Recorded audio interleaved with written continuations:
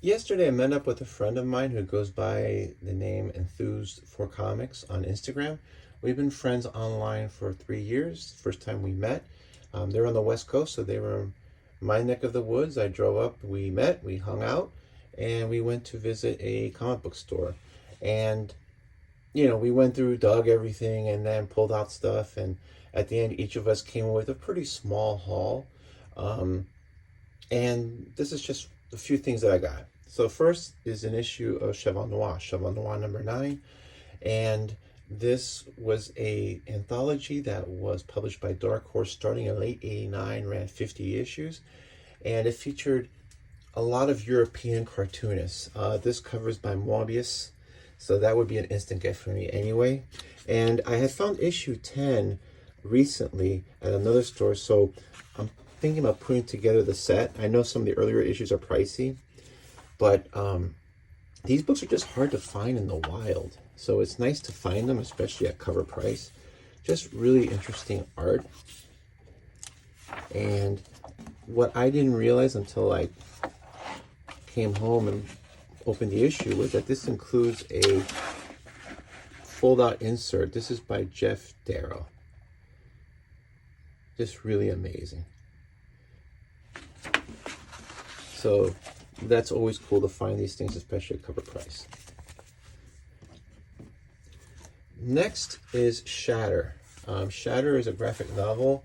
The creators are Michael Sains and Peter Gillis. I believe Michael Sains took over the writing and as well as the art duties with the third installment of the series. And the claim to fame for this book is that this is the first computer-generated long-form comic. This was published in, I want to say, March of 1988, first edition, March 1988. And this is pretty interesting that this is like 35 years old and it's all computer-generated. I haven't read it yet. I do get sometimes American Flag vibes, which is not a problem for me because American Flag was a comic that a lot of people took a lot of ideas from and then made books that sold really well. But quality's held up really well. I like the art, science fiction story. So hopefully this is a good story and a good comic. And, it's a good comic on its own. And then the fact that it's completely computer generated, it just adds to it. Got it for a great price, so can't complain. Next, I got a beat up copy of Love and Rockets number 5. This was published, March 1984. And first, I just want to talk about this cover. This cover is so great. I just love this burnt orange background, and you have this cloud, and that's all you need to convey that they're in the cloud somewhere. And then I just love this kind of like triangle thing where you have this ship here, this person flying the ship, and then you have Maggie.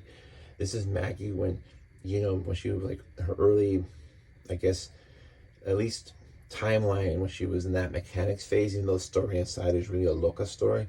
But this is Maggie when she was younger and she was thinner. Just love the way the hair is blowing and the goggles are up here. She has that really angelic face. And between issue 3 and 5, you can really see Jaime really grow as a cartoonist. I mean, 3 was good, but 5 is pretty amazing. And it's beat up. I mean, it's all torn. This part is taken off. But they charged me cover. So for $2.50, I'll take it. I just want to read the comics, and it's that nice big magazine style. The interior is actually held up pretty well. As you can see, Hopi. And what's funny here is that even though the stories, even though Gilbert Hernandez signs off as Beto, here they have by Bert. I don't know where Bert came from. I've never seen that before. Penny Century. Luba story. Just really great stuff. I'm really looking forward to reading this.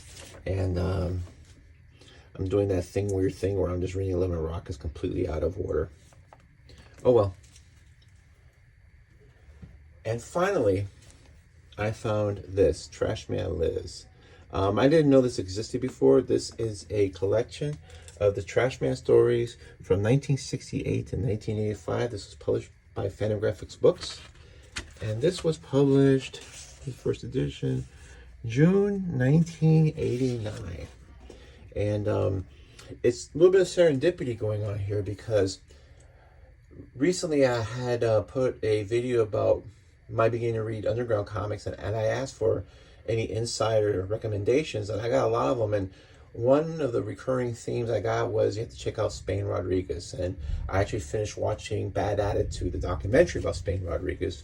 And so now I find this. And the documentary helps as far as giving context into what Spain Rodriguez was trying to do. I mean, I think Spain's a little problematic in some of the ways. I think, you could just safely say he was a sexist.